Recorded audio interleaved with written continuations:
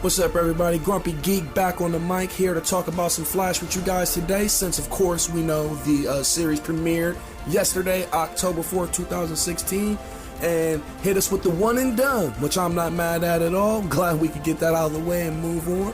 But a lot of fans felt cheated, and so I thought I'd just go ahead and throw a video out and give my thoughts on the episode and you know, talk about some things that I feel like maybe they could have done to make the episode a little bit better within the self-contained story that they were trying to get.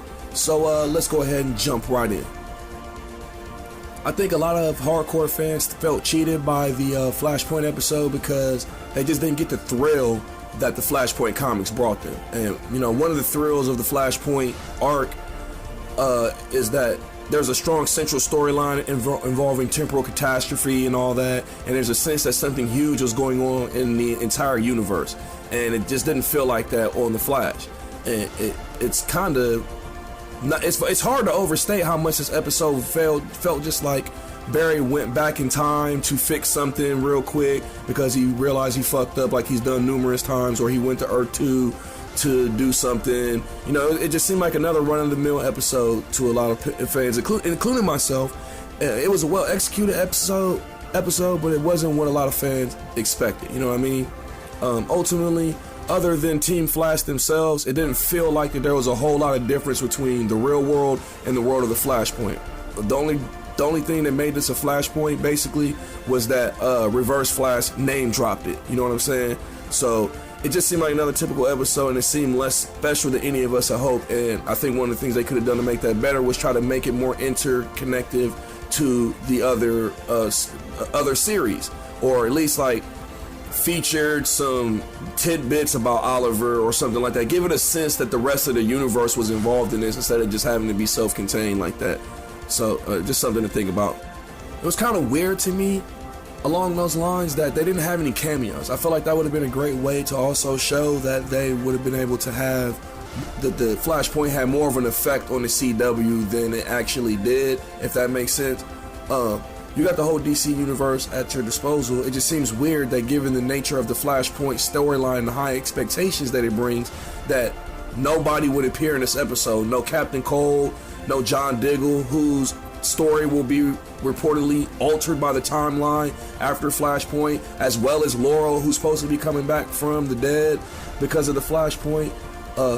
We don't know if it's going to merge the Supergirl universe. I got my fingers crossed for that. That's really all I want the Flashpoint to do, is bring Supergirl out of this alternate dimension of the multiverse and bring it and merge it with the CW verse.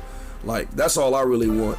But yeah, I thought the cameos would have been a great way to make this episode a little bit better, and the fact that there was no other familiar faces in this episode is kind of a head scratcher to me. And of course, this wouldn't be a Grumpy Geek podcast talking about the Flash if I didn't touch on how they could have made the time travel a little bit better. It was kind of weird to me that the people who knew the Barry of Flashpoint didn't respond to the different version of Barry once he came into that life. I know there was like a 3-month time skip and all that, so maybe he filled in a lot of blanks then, but there were characters that still in that 3 months that had noticed that Barry was a different Barry, like Joe when he was in the elevator, like, why are you worried about me being to work on time? Why are you like fucking with my daughter and all this other stuff? Like, that was weird to him because that wasn't the Barry that he knew from before the Flashpoint in the alternate timeline, like as events have caught up. And I found it weird that nobody outside of like Joe and a couple other people from Team Flash were observing this behavior, and nobody else was asking what's wrong with him, why does he keep forgetting things. And it's just little things like that that make time travel stories more authentic and make them more believable and just more enjoyable to me. So I just had to throw that out there. To be honest though, I mean, there's probably not a whole lot I can say that will really justify how they could have made this better, because they could have done a lot of things better. They would have made it and I gave it an 8.0 as a premiere. They could have easily slam dunked a 10 out of it, but they really couldn't have got it. It could have never been on the scope that the Flashpoint comic was. And I feel like I'd start beating a dead horse if I would try to compare it to the Flashpoint comic, which, like I said, I don't hold on a pedestal of ultimate comic book stories like a lot of fans do, because I think it's a story that accentuates a stupid decision that Barry made that he's already learned from time and time again. Like, as far as the show goes, we've seen Barry change the timeline before, pay the price for it, understand he shouldn't fuck with the timeline, go back and fix it. So the fact that we're 3 seasons in and he's still making the same stupid decisions kind of bothers me. And, you know, makes kind of like today's storytelling. It gets kind of like lethargic and redundant. I get it, though. That's the name of the game. I gotta keep finding ways to progress his character, but it just seems like he's running in circles. You know, Barry makes a mistake, he goes back in the past, changes it, realizes he's a dumbass, goes back, has to fix it. Now we're gonna spend at least half a season him trying to fix this damn Flashpoint shit. So we'll just see how it turns out. But I just think it's clear that after 1 episode and 2 years of speculation about whether it would come to TV and all that, it was just an incredibly underwhelming episode when you think about the scope and the real story of Flashpoint and how they really just one and done it, and now they're going to play the repercussions out over the remainder of the season.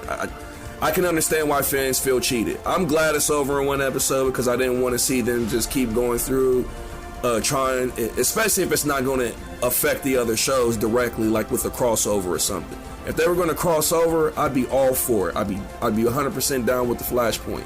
But since they're trying to do this self-contained shit, I'm glad they wrapped it up as quickly as possible. Stop wasting our time. Let's get moving on and see what else is on the horizon after Flashpoint. So yeah, there you have it. Those are my thoughts on the season premiere of The Flash.